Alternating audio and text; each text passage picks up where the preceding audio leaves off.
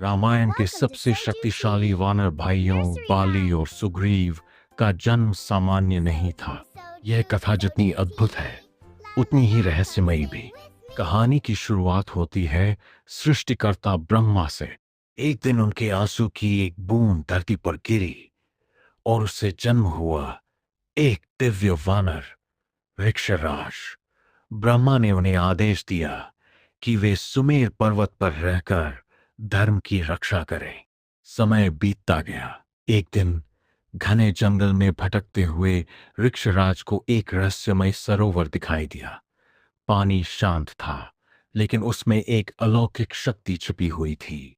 प्यास से व्याकुल होकर जैसे ही उन्होंने उस सरोवर में छलांग लगाई, एक चमत्कार हुआ। जब वे बाहर निकले तो वे अब पुरुष नहीं थे, वे एक अत्यंत सुंदर स्त्री बन चुके थे।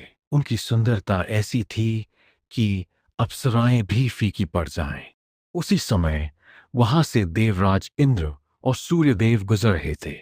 उस दिव्य स्त्री को देखकर दोनों देवताओं का मन मोहित हो गया। इंद्र के तेज से उस स्त्री के केशों बालों में ऊर्जा प्रवेश हुई और जन्म हुआ बाली का। सूर्य के तेज से उसकी गर्दन पर ऊर्जा पड़ी और जन्म हुआ सुग्रीव का। इस प्रकार बिना किसी सामान्य जन्म प्रक्रिया के दो दिव्य बालकों का जन्म हुआ। अगले ही दिन वृक्षराज फिर उसी सरोवर में गए और इस बार जब बाहर निकले तो वे फिर से अपने मूल रूप एक पुरुष वानर राजा बन चुके थे। अब वे एक पिता थे, लेकिन उन बच्चों की मां भी वही थे। जब वृक्षराज इन दोनों बालकों को लेकर ब्रह्मा के पास पहुंचे तो ब्रह्मा मुस्कुराए और बोले, ये दोनों साधारण नहीं हैं, ये देवताओं के अंश हैं और भविष्य में वानर राज्य किष्किंधा के महान योद्धा बनेंगे। इसलिए बाली के पास वो अद्भुत शक्ति थी कि जो भी उससे लड़ता उसकी आधी ताकत बाली में समा जाती।